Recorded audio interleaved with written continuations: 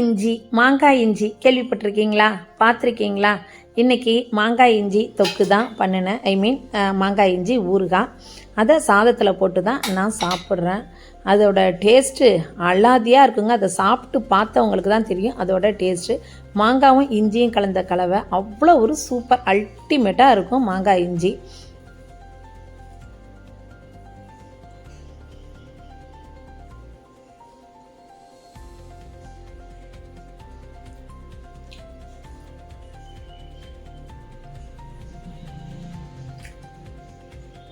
ஆஹா,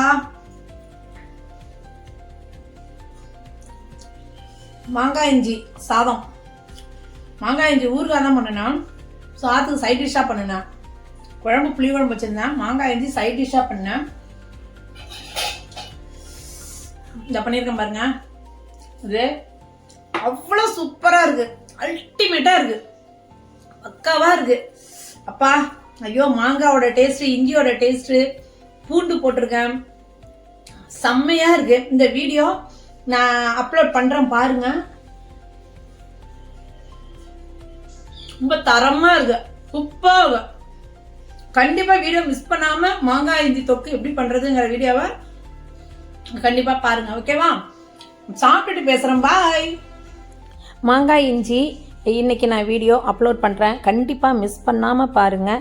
இது மாதிரி ஊறுகாவாகவும் சாப்பிட்லாம், இல்லை குட்டி குட்டியாக ஸ்லைஸாக அரிஞ்சு, இது தாங்க மாங்காய் இஞ்சிங்கிறது. அரிஞ்சு உப்பில் போட்டு மிளகாலாம் அரிஞ்சு போட்டு லெமன் பிழிஞ்சு விட்டு அப்படியுமே சாப்பிட்லாம்.